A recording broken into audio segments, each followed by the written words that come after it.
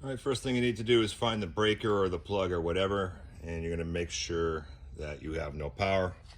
You take your meter, flip the voltage. You're going to find the 3 wires at the back of the contactor, say 1, 2, and 3. Slide them in fully so you make contact with the metal. Check your gauge, make sure that you're zeroed out. Once you're sure you're zeroed out across all 3, means you're safe. You don't have to turn the water off, but I always recommend it anyway. I already took the liberty of removing the plastic cover off of here. You're going to take the cardboard out. Set that aside somewhere where it's not going to get drenched. Get a green handle nut driver for the small nuts on the wires. Lefty-loosey.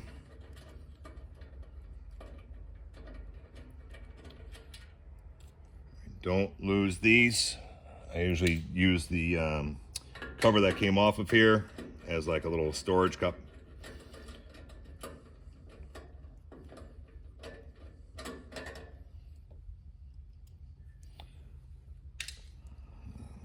Pull the wires off, pull them aside. Try to keep them upright if you can so they don't get drenched when you're pulling the element.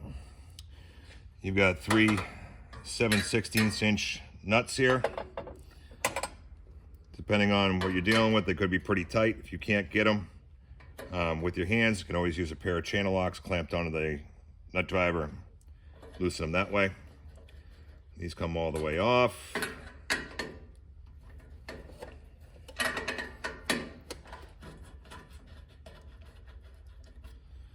When you're starting to lose this element, there's a chance it might start to leak.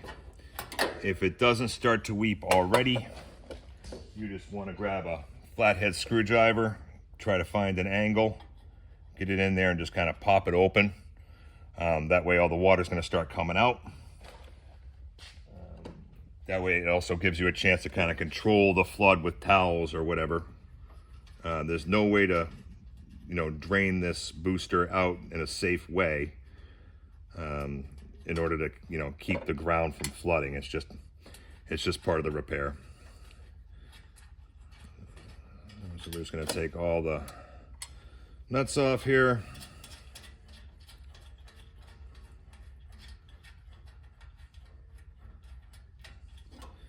And just going to grab the element. Right out, just like so.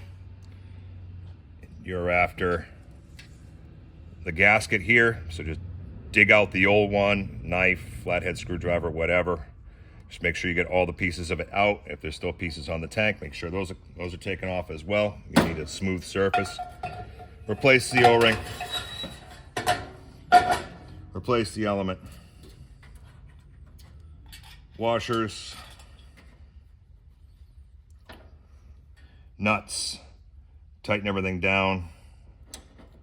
Wires get replaced back in the same position. And I'm just kind of going through fast so the video is not too long. And then your cardboard slips in the middle like so. After everything's tight, and put your cover back on. You're going to have to fill the booster after the repair is done, so turn the water back on. Make sure that this is in the off position, the switch. Restore power to the breaker. Press and hold it this way to fill the booster tank. Once it starts to fill in the main tank of the machine here, it means the booster's full, and you can stop.